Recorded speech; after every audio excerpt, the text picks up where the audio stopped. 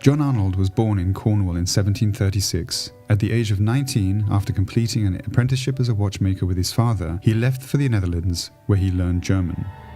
In 1762, John Arnold opened his first workshop in London's Strand and gained immediate recognition for his watchmaking. 2 years later, John Arnold is celebrated for the manufacture of the smallest repeating watch ever known. It was made for His Majesty George III and was perfect in every part. The king was so pleased with this rare specimen of mechanical skill that he presented Arnold with 500 guineas, a significant sum at that time. After this favourable reception, John Arnold's career took off. He was renowned for his complicated watches, including minute repeaters and calendar watches, and a clientele of rich European aristocrats thronged to his workshop in London. In the early 1770s, John Arnold addressed the problem of determining longitude at seas. He presented to the Board of Longitude a marine chronometer that could be produced for just 60 guineas and was granted £200 by the board, the first of several sums for his support. John Arnold's marine chronometers accompanied famous explorers on their expeditions, such as James Cook in his ambitious journey of discovery to the Pacific between 1772 and 1775.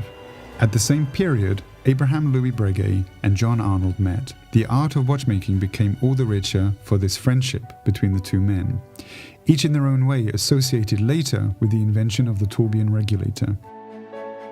In 1779, John Arnold turned a page of timekeeping history when, after 13 months of trials at the Royal Observatory, Greenwich, a watch of his making proved far more precise than any other instrument of the day.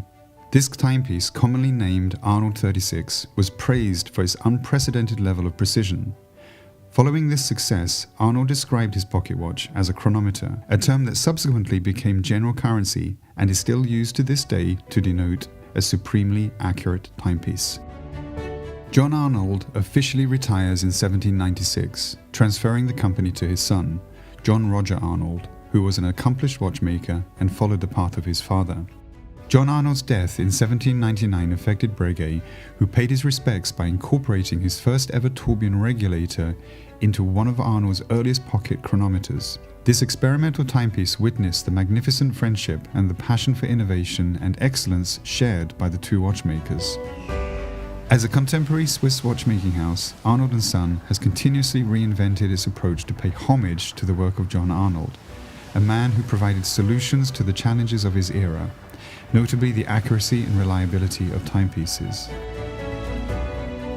Today, Arnold & Son bases its identity on its ability to manufacture fine Swiss watchmaking complications that are linked to John Arnold's exceptional inventions and demonstrates its ability to perpetuate this British heritage created more than 250 years ago.